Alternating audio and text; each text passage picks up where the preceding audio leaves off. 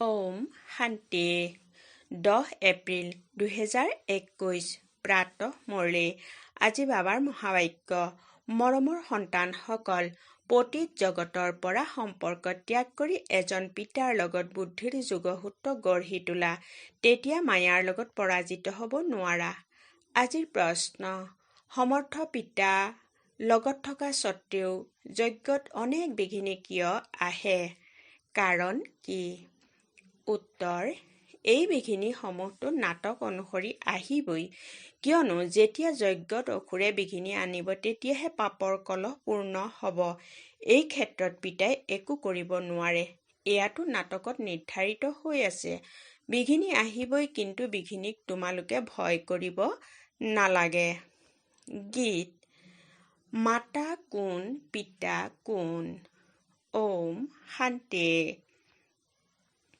সন্তানসকলে বেহদৰ পিতাৰ আদেশ শুনিলা।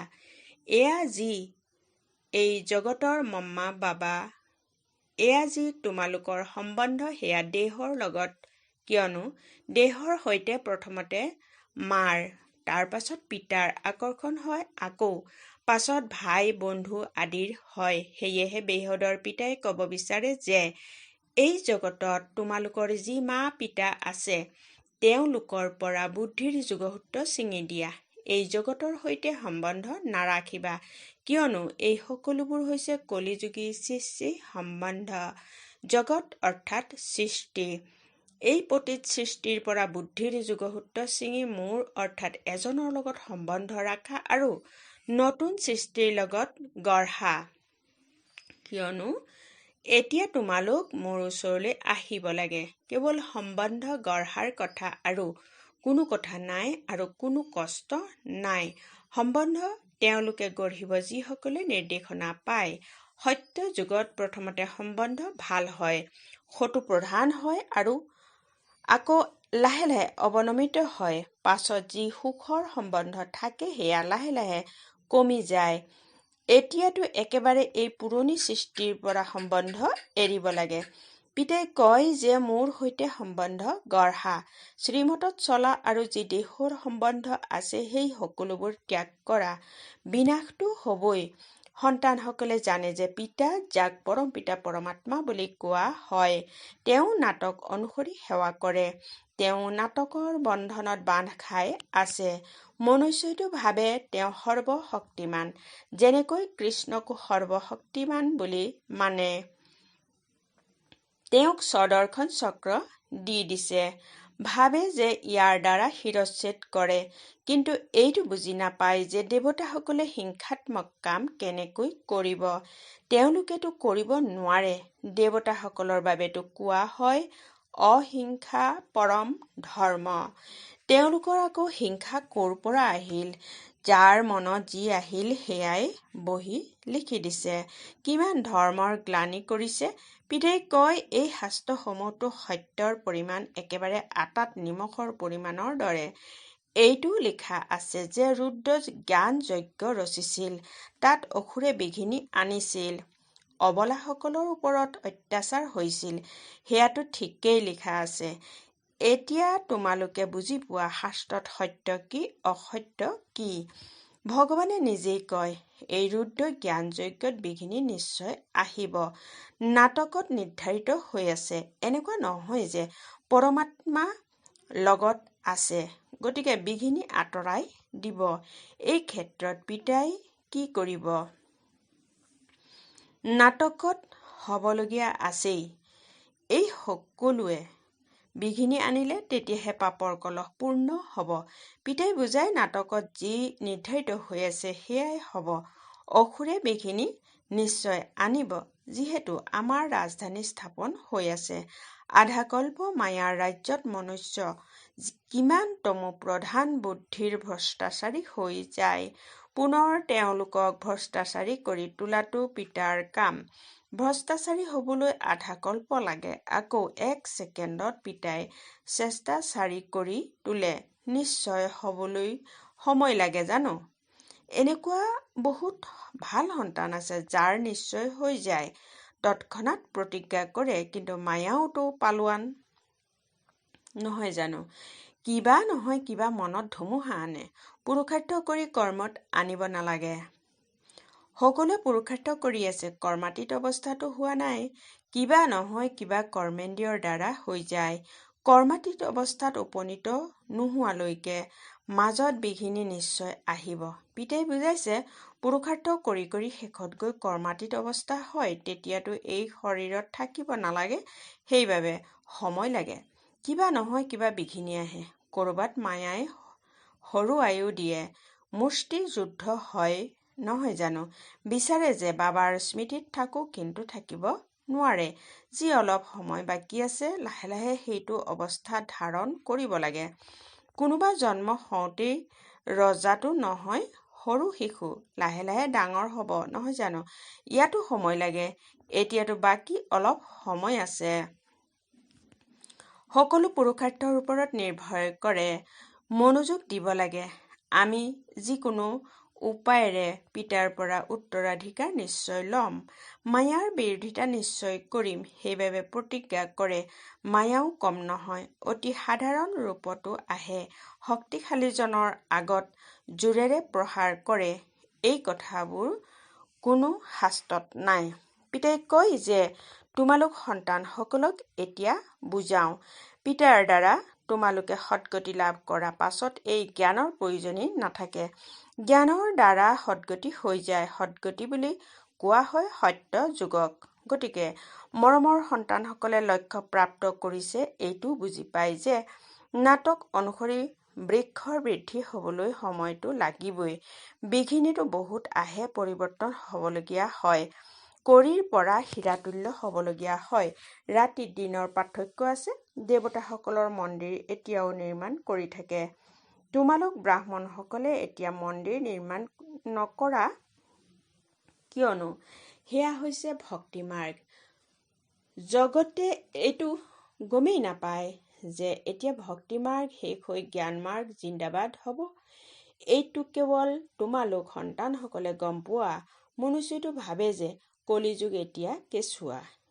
তেওঁলোকৰ সকলো শাস্ত্ৰৰ ওপৰত নিৰ্ভৰ কৰে। তোমালোক সন্তানসকলকতো পিতাই বহি সকলো বেদ শাস্ত্ৰৰ ৰহস্য বুজায়। পিতাই কয়, এতিয়ালৈকে তোমালোকে যি পঢ়িছা সেই সকলোবোৰ পাহৰি যোৱা। তাৰ দ্বাৰা কাৰো সদ্গতি নহয়। খুব বেছি অল্প কালৰ বাবে সুখ পাই আহিছে। সদায় সুখেই সুখ পাব এনেকুৱাটো হ'ব নোৱাৰে। এয়া হৈছে ক্ষণভংগুৰ সুখ। মনুষ্য দুখত থাকে। মনুষ্যই এইটো নাজানে যে সত্য যুগত দুখৰ নাম চিহ্ন নাথাকে। তেওঁলোকে তাৰ বাবেও এনেকুৱা কথাই কৈ দিছে। তাত কৃষ্ণপুৰীত কংস আছিল, এইটো আছিল। কৃষ্ণই জেলত জন্ম ল'লে, বহুত কথা লিখি দিছে। এতিয়া শ্ৰীকৃষ্ণ হৈছে স্বৰ্গৰ প্ৰথম ৰাজকুমাৰ। তেওঁ কি পাপ কৰিলে? এইবোৰ হৈছে মুখৰোচক কথা। তাকো তোমালোকে এতিয়া বুজি পোৱা। যেতিয়া পিতাই সত্য কথা শুনাইছে, পিতাহে আহি সঁচাখণ্ড স্থাপন কৰে। সঁচাখণ্ডতে কিমান সুখ আছিল, মিছাখণ্ডত কিমান দুখ, এই সকলোবোৰ পাহৰি গ'ল। তোমালোকে জানা যে আমি শ্ৰীমতত সঁচাখণ্ড স্থাপন কৰি তাৰ মালিক হ'মগৈ। পিতাই বুজাই, এনেকৈ শ্ৰীমতত চলিলে তোমালোকে উচ্চ পদ লাভ কৰিব পাৰিবা।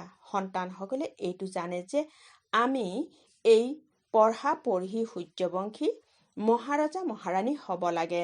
উচ্চ পদ পাবলৈ সকলোৰে অন্তৰেও বিচাৰে, সকলোৰে পুৰুষাৰ্থ চলে। ভাল পৈণত ভক্ত যিসকল থাকে, তেওঁলোকে চিত্ৰ লগত ৰাখে। গতিকে প্ৰতি মুহূৰ্ততে তেওঁ স্মৃতিত আহি থাকিব।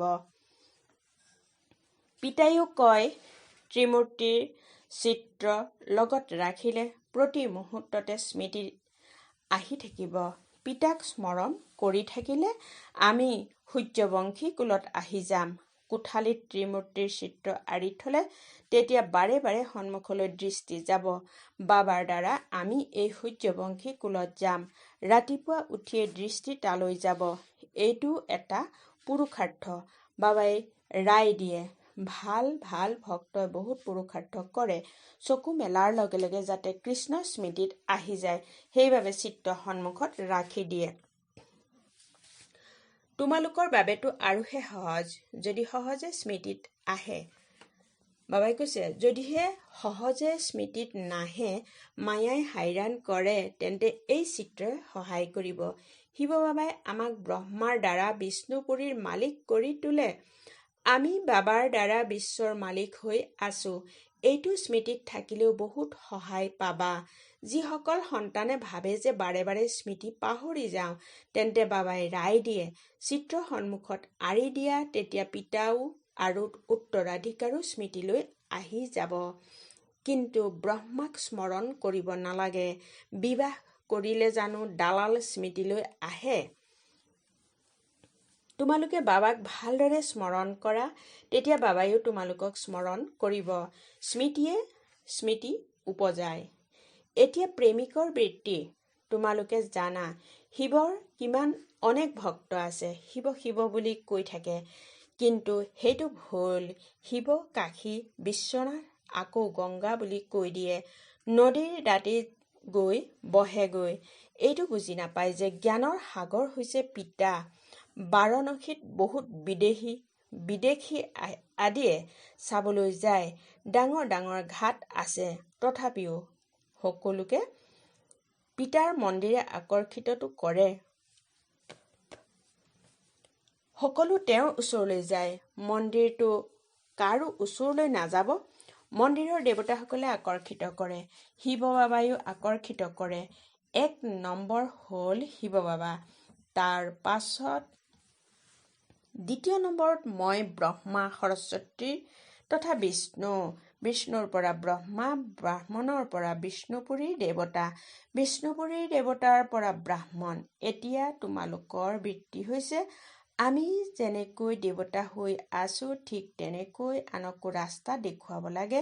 বাকী সকলো হৈছে জংঘললৈ লৈ যাওঁতা। তোমালোকে জংঘলৰ পৰা উলিয়াই বাগিচালৈ লৈ যোৱা। শিৱ বাবা আহি কাঁইটক ফুল কৰি তোলে। তোমালোকেই এইটো বেপাৰ কৰা। এই কথাবোৰ তোমালোকেহে জানা। কোনো ৰজা ৰাণীতো নাই যাক তোমালোকে বুজাবা। গায়ন কৰা হৈছে যে পাণ্ডৱসকলে ৩ খোজ ভূমিও পোৱা নাছিল। পিতা সমৰ্থ আছিল, সেইবাবে তেওঁলোকক বিশ্বৰ বাদশ্বাহী দি দিলে। এতিয়াও সেয়াই ভূমিকা ৰূপায়ণ হ'ব নহয় জানো? পিতা হৈছে গুপ্ত। কৃষ্ণৰ ক্ষেত্ৰততো কোনো বিঘিনি আহিব নোৱাৰে। এতিয়া পিতা আহিছে। আহি পিতাৰ পৰা উত্তৰাধিকাৰ ল'ব লাগে। ইয়াৰ বাবে পৰিশ্ৰম কৰিবলগীয়া হয়। দিনে প্ৰতিদিনে নতুন নতুন কথা ওলাই থাকে, দেখিবলৈ পোৱা যায়। প্ৰদৰ্শনীত বুজালে ভাল প্ৰভাৱ পৰে। বুদ্ধিৰে গম পোৱা হয় যে প্ৰদৰ্শনীৰ দ্বাৰা ভাল প্ৰভাৱ পৰে নে প্ৰজেক্টৰৰ দ্বাৰা। প্ৰদৰ্শনীত বুজালে চেহেৰা চাই বুজাব পৰা যায়। বুজি পোৱা যে গীতাৰ ভগৱান পিতা, গতিকে পিতাৰ পৰা উত্তৰাধিকাৰ ল'বলৈ পুৰুষাৰ্থ কৰিব লাগে। 7 দিন দিব লাগে, লিখি দিয়া, নহ'লে বাহিৰলৈ গ'লে মায়াই পাহৰাই দিব। তোমালোকৰ বৃত্তিত আহি গ'ল। আমি 84 চক্ৰ পৰিক্ৰমা কৰিছো। এতিয়া যাব লাগে। তমু প্ৰধানৰ পৰা সতু প্ৰধান হ'ব লাগে। এই চিত্ৰটো লগত থাকিবই লাগে। বহুত ভাল। বিৰলজনেও এইটো নাজানে যে এই লক্ষ্মীনাৰায়ণে এই ৰাজ্য ভাগ্য কেতিয়া আৰু কেনেকৈ ল'লে। তোমালোকে জানা, সেয়েহে তোমালোক বহুত আনন্দিত হোৱা উচিত। লক্ষ্মীনাৰায়ণৰ চিত্ৰ লৈ তৎক্ষণাৎ কাৰোবাক বুজোৱা, তেওঁলোকে কেনেকৈ পদ পালে। এই কথাবোৰ বুদ্ধিৰে বুজিব আৰু বুজাব লাগে। লক্ষ্য অতি উচ্চ। যি যেনেকুৱা শিক্ষক, তেওঁ তেনেকুৱাই সেৱা কৰে। বাবাই লক্ষ্য কৰে, কোনে কোনে সেৱা কেন্দ্ৰৰ তত্বাৱধান লৈ আছে। নিজৰ অৱস্থা অনুসৰি নিচাটো সকলোৰে আছে, কিন্তু বিবেকে কয়, বুজাওতাজন যিমান বুদ্ধিমান হ'ব সিমান সেৱা ভাল হ'ব। সকলোতো বুদ্ধিমান হ'ব নোৱাৰে, সকলোৱে এনেধৰণৰ শিক্ষক পাব নোৱাৰে। যেনেকৈ কল্প পূৰ্বে চলিছিল তেনেকৈয়ে চলি আছে। পিতাই কয়, নিজৰ অৱস্থা গঢ়ি থাকা। এয়া কল্পৰ বাজি। দেখিবলৈ পোৱা যায়, কল্প পূৰ্বৰ দৰে প্ৰত্যেকৰে পুৰুষাৰ্থ চলি আছে। যি কিছু হয় আমি কৈ দিওঁ। কল্প পূৰ্বেও এনেকুৱা হৈছিল। আকৌ আনন্দিতো হৈ থাকে, শান্তিও থাকে। পিতাই কয়, কৰ্ম কৰি থাকিও পিতাক স্মৰণ কৰা। বুদ্ধিয়েদি যোগসূত্ৰ তাত ওলমি থাকিব লাগে, তেতিয়া বহুত কল্যাণ হ'ব। যিয়ে কৰিব তেওঁৱে পাব। ভাল কৰিলে ভাল পাব। মায়াৰ মতত সকলোৱে বেয়াই কৰি আহিছে। এতিয়া শ্ৰীমত পোৱা যায়, ভাল কৰা, তেতিয়া ভাল হ'ব। প্ৰত্যেকেই নিজৰ কাৰণে পৰিশ্ৰম কৰে। যেনেকুৱা কৰিব তেনেকুৱা পাব। কিয়নো আমি যুগযুক্ত হৈ সেৱা কৰি নাথাকোঁ।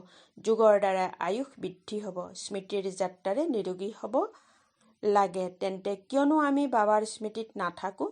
এয়া যথাৰ্থ কথা। তেন্তে কিয়নো আমি চেষ্টা নকৰোঁ? জ্ঞানটো একেবাৰে সহজ, সৰু শিশুৱেও বুজি পায় আৰু বুজায়। কিন্তু সিহঁত যোগীটো নহ'ল নহয় জানো? এইটোতো দৃঢ় কৰাব লাগে যে পিতাক স্মৰণ কৰা। যিসকলে ভাবে যে বাৰে বাৰে পাহৰি যাওঁ, তেন্তে চিত্ৰ ৰাখি দিয়া, সেয়াও ভাল। ৰাতিপুৱা চিত্ৰ দেখিলেই স্মৃতি আহি যাব। শিৱ বাবাৰ পৰা আমি বিষ্ণুপুৰীৰ উত্তৰাধিকাৰ লৈ আছোঁ। এই ত্ৰিমূৰ্তিৰ চিত্ৰ হৈছে মুখ্য, যাৰ অৰ্থটো তোমালোকে এতিয়া বুজিছা। জগতত এনেকুৱা ত্ৰিমূৰ্তিৰ চিত্ৰ অন্য কাৰো ওচৰত নাই। এয়াতো একেবাৰে সহজ। আমি লিখোঁ বা নিলিখোঁ, এয়াতো সকলোৱে জানে। ব্ৰহ্মাৰ দ্বাৰা স্থাপনা, বিষ্ণুৰ দ্বাৰা প্ৰতিপালন। ভাল বাৰু।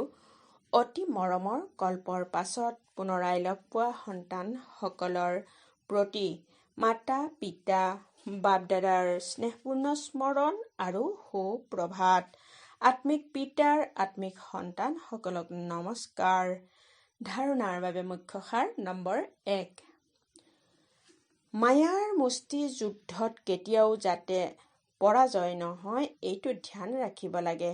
কল্প পূৰ্বৰ স্মৃতিৰে নিজৰ অৱস্থা গঢ়ি তুলিব লাগে। আনন্দিত হৈ আৰু শান্তিত থাকিব লাগে। নম্বৰ 2, নিজৰ ভাল কৰিবলৈ শ্ৰীমতত চলিব লাগে। এই পুৰণি সৃষ্টিৰ পৰা সম্বন্ধ ছিঙি দিব লাগে। মায়াৰ ধুমুহাৰ পৰা ৰক্ষা পাবলৈ চিত্ৰ সন্মুখত ৰাখি পিতা আৰু উত্তৰাধিকাৰক স্মৰণ কৰিব লাগে। আজিৰ বৰদান। নিৰ্বল আত্মাসকলক শক্তিৰ প্ৰবাহ যোগান ধৰোঁতা জ্ঞানদাতা তথা বৰদাতা হোৱা। বহলাই এনেদৰে কোৱা হৈছে, বৰ্তমান সময়ত নিৰ্বল আত্মাসকলৰ ইমান শক্তি নাই যে জঁপিয়াব পাৰিব। তেওঁলোকক অতিৰিক্ত প্ৰবাহৰ আৱশ্যক। সেয়েহে তোমালোক বিশেষ আত্মাসকলে নিজৰ মাজত বিশেষ শক্তি ভৰাই তেওঁলোকক উচ্চলৈ জঁপিওৱাত সহায় কৰিব লাগে। ইয়াৰ বাবে জ্ঞানদাতাৰ লগতে শক্তিসমূহৰ বৰদাতা হোৱা।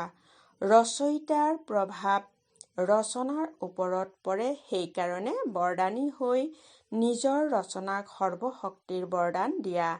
এতিয়া এইটো সেৱাৰ আৱশ্যকতা আছে। শ্লোগান: সাক্ষী হৈ সকলো খেল প্ৰত্যক্ষ কৰা, তেতিয়া সুৰক্ষিত হৈও থাকিবা আৰু উপভোগো কৰিবা।